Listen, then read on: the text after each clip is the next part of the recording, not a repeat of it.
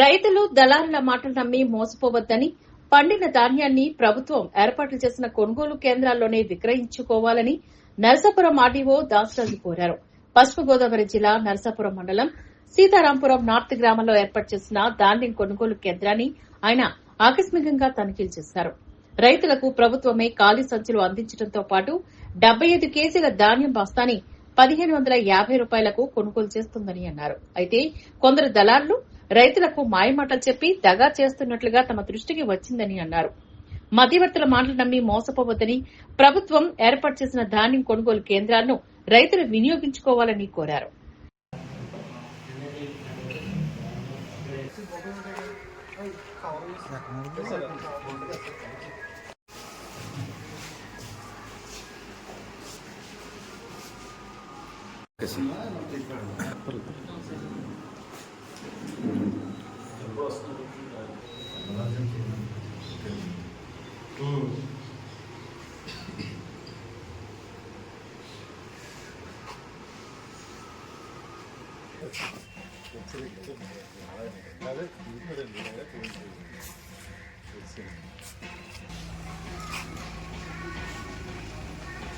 ఈ సంవత్సరం ఖరీఫ్ సీజన్ సంబంధించి ధాన్య కొనుగోలు ప్రారంభమైందంటే రైతులు పెద్ద ఎత్తున హార్వెస్టింగ్ చేస్తున్నారు. మరి వారు పండించినటువంటి ధాన్యాన్ని మనకి గిట్టుబాటు ధర కల్పించడం కోసం ప్రభుత్వం ఈ కొనుగోలు కేంద్రాలను ఏర్పాటు చేయడం జరిగింది.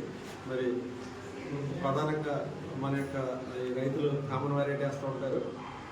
దీని రేట్ వచ్చి మనకి 75 కేజీలకి 1725 రూపాయలు ఇవ్వడం జరుగుతుంది.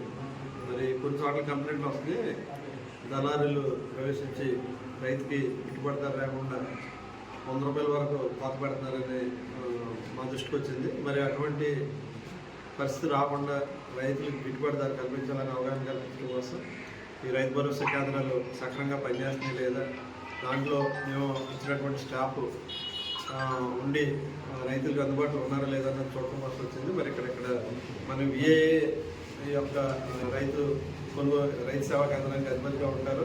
మరి అతని ఆధ్వర్యంలో ఉన్నటువంటి టీఏ కానీ డిఈఓ కానీ రైతులకు అందుబాటులో ఉండాలి.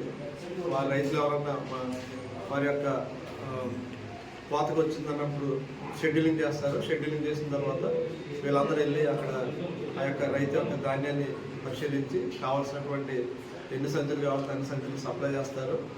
సప్లై చేసిన తర్వాత ధాన్యం పట్టిన తర్వాత దానికి ట్రాన్స్పోర్టేషన్ కానీ హామీ తీసుకొని దీన్ని పర్యవేక్షించి మాయిశ్చర్ కరెక్ట్గా ఉందో చూస్తారు. మాయిశ్చర్ కరెక్ట్గా 17% ఉంటే ఫుల్ రేట్ వస్తుంది. లేకపోతే మాయిశ్చర్ ఏమన్నా తేడాలు ఉంటే మాయిశ్చర్లో ఒక 1% ఉంటే 1 కేజీ గంటకి 1 కేజీ తగ్గించడం జరుగుతుంది.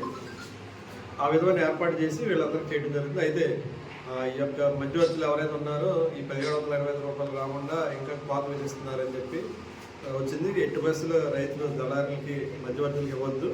కొనుగోలు కేంద్రాలు ఉన్నాయి, మంచి వాతావరణం ప్రజెంట్ అయితే అనుకూలంగా ఉంది కనుక జ్ఞాపశాతం కూడా కరెక్ట్ వస్తుంది, ఫుల్ రేట్ వస్తుంది. ఎక్కడ పేచీలు కూడా లేవు. పేచీలు ఉన్నాయని చెప్పి ఒకవేళ రైతు ప్రలోభానికి గురయ్యి తక్కువ రేట్లు అవ్వద్దని చెప్పు. అదేవిధంగా మనకి ఒక గన్నికి 40 కేజీలు ఇవ్వడం జరుగుతుంది. గన్ని వెయిట్ ఒక 580 గ్రాములు అంటే సుమారు 600 గ్రాములు ఉంటుంది.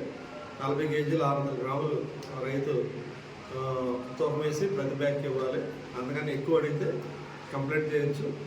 ఆ విధంగా ఎవరైనా ఎక్కువ డిమాండ్ చేస్తున్నారంటే వాళ్ళు చర్యలు తీసుకోవడం జరుగుతుంది.